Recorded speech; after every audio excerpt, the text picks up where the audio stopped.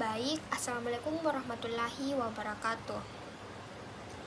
Kami dari kelompok 1 dari kelas PTKG Angkatan 2024 Prodi Pendidikan Teknik Informatika dan Komputer. Pada kesempatan ini, izinkan kelompok kami untuk memaparkan materi melalui video pembelajaran mengenai perkembangan kognitif. Adapun anggota kelompok kami yaitu Amelia Eka Pratiwi, Sabrina Aulia, Andi Dela Ramadhani, dan Nabil Nur Alam. Nah, video pembelajaran ini bertujuan untuk meningkatkan pemahaman peserta didik mengenai perkembangan kognitif sehingga mereka dapat mengaplikasikannya dalam kehidupan sehari-hari. Baik, langsung saja kita masuk ke materinya. Yang pertama yaitu deskripsi kasus. Iki adalah seorang siswa kelas 11 SMA yang dikenal memiliki kemampuan akademik yang tinggi, terutama dalam mata pelajaran matematika dan fisika. Ia selalu aktif dalam diskusi kelas, mampu berpikir kritis dan analitis, serta memiliki kemampuan pemecahan masalah yang baik. Iki juga menunjukkan minat yang besar dalam bidang sains dan teknologi, dan seringkali mengikuti kompetisi ilmiah. Namun, dalam beberapa waktu terakhir, Iki menunjukkan perubahan perilaku yang mengkhawatirkan. Ia menjadi lebih sering melamun di kelas, kurang fokus dalam belajar, dan mengalami penurunan prestasi akademik. Iki juga terlihat lebih sering menyender dan menghindari interaksi dengan teman-temannya. Ketika ditanya, Iki mengaku merasa tertekan dengan tuntutan akademik yang tinggi dan merasa kesulitan dalam mengatur waktu. Selain itu, Iki juga mengungkapkan bahwa ia merasa bingung dengan pilihan karir yang harus diambil setelah lulus SMA. Ia merasa bahwa memiliki banyak minat dan bakat, tetapi tidak yakin mana yang harus dikejar. Iki juga merasa khawatir dengan persaingan yang ketat di dunia kerja.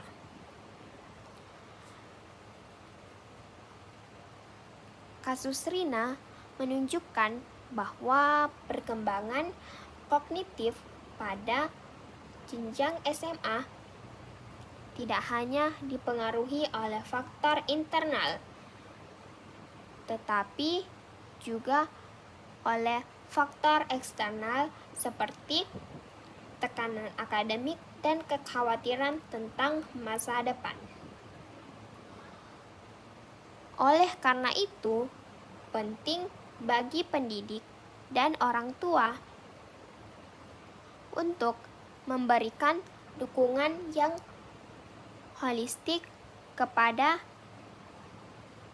siswa SMA agar mereka dapat mengembangkan potensi kognitif mereka secara optimal. Nah, adapun teori yang digunakan yaitu yang pertama dari Jean Piaget. Nah, teori pada Jean Piaget ini tahapan operasional formal secara relevan. Pendidik dapat mendorong siswa untuk berpikir abstrak, kritis, dan hipotesis. Diskusi, debat, proyek, dan pemecahan masalah kompleks dapat mengembangkan kemampuan kognitif siswa. Nah, adapun dari Lev Vygotsky yaitu pembelajaran berbasis proyek dan diskusi kelompok tetap relevan. Pendidik dapat memfasilitasi kolaborasi dan pertukaran ide antar siswa.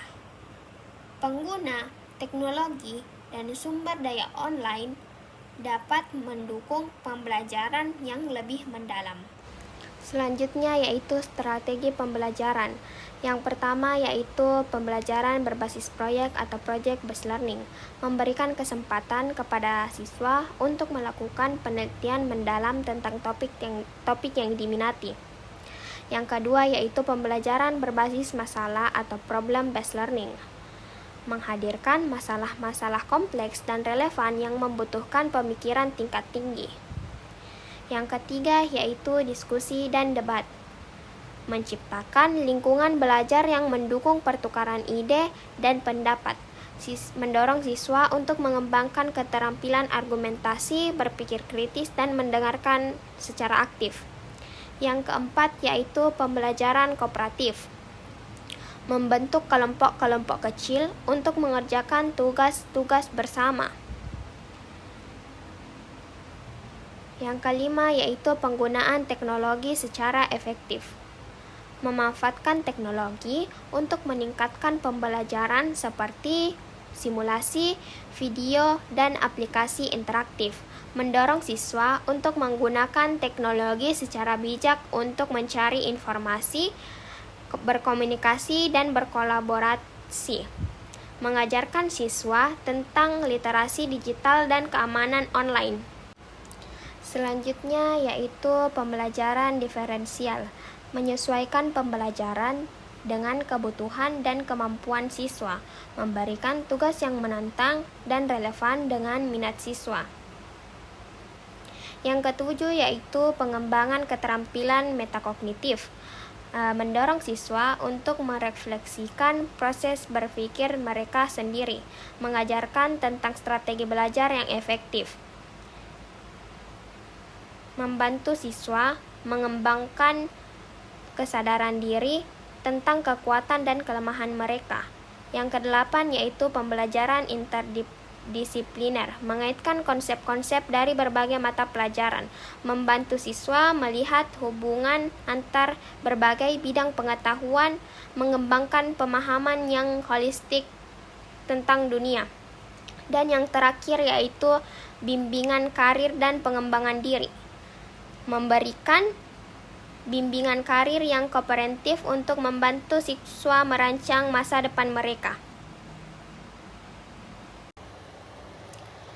Baik, selanjutnya yaitu simulasi dan skenario pembelajaran.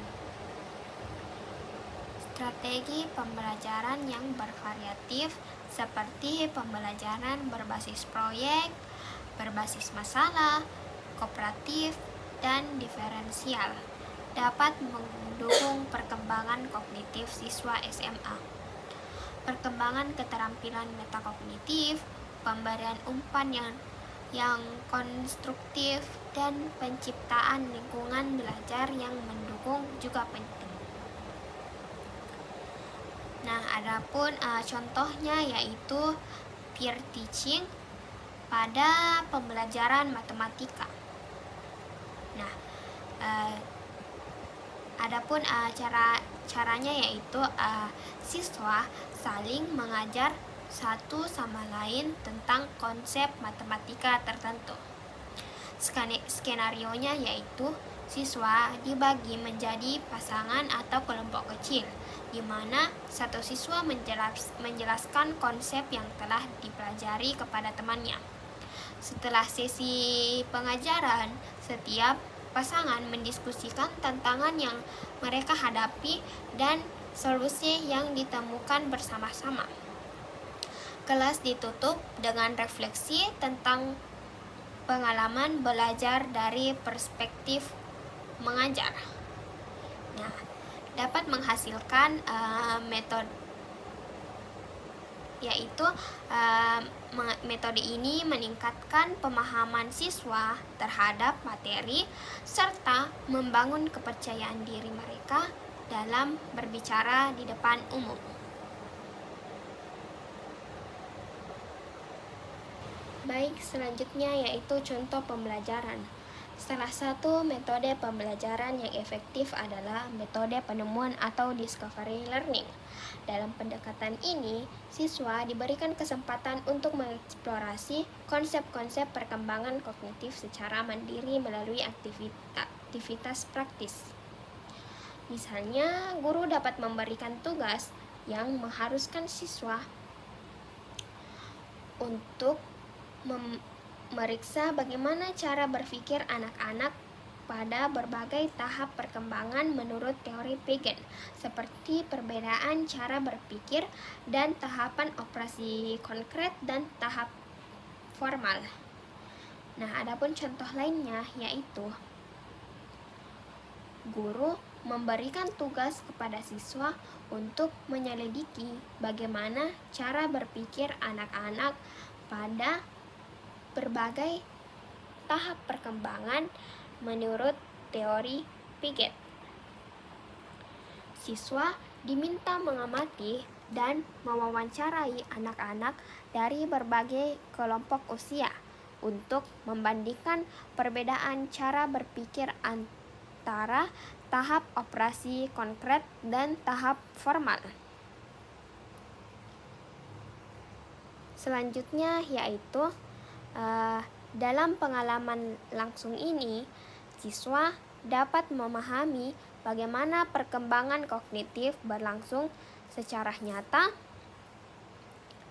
dan menarik kesimpulan berdasarkan temuan mereka sendiri. Dalam pendekatan ini, siswa diberikan kesempatan untuk mengeksplorasi konsep-konsep perkembangan secara mandiri melalui aktivitas praktis. Selanjutnya yaitu keringkasan inti.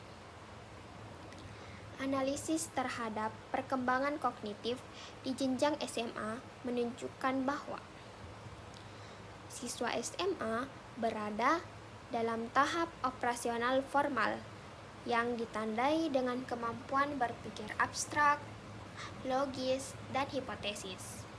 Namun, transisi dari pemikiran konkret ke abstrak tidak selalu mulus. Dan beberapa siswa mungkin masih membutuhkan dukungan, tuntutan akademik yang tinggi, tekanan dari persaingan, pengaruh teknologi, dan perkembangan identitas dan emosi dapat menjadi tantangan bagi perkembangan kognitif siswa SMA. Dalam strategi pembelajaran yang variatif, seperti pembelajaran berbasis proyek, berbasis masalah, kooperatif, diferensiasi, dapat mendukung perkembangan kognitif siswa SMA, pengembangan keterampilan metakognitif, pemberian umpan balik yang konstruktif, dan menciptakan lingkungan belajar yang mendukung juga penting. Baik, selanjutnya yaitu rekomendasi bagi pendidik.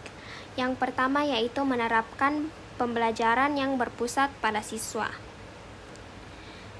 Yang kedua yaitu mengintegrasikan teknologi secara bijak. Yang ketiga yaitu memberikan dukungan holistik. Dan yang terakhir yaitu mengembangkan profesionalisme berkelanjutan.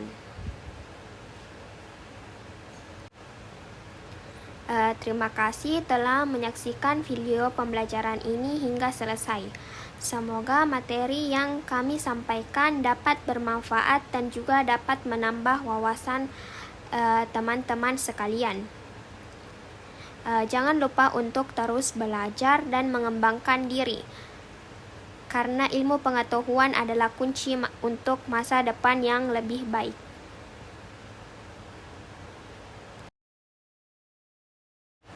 Dapat kita lihat sumber referensi yang menyusun video pembelajaran dari kelompok kami.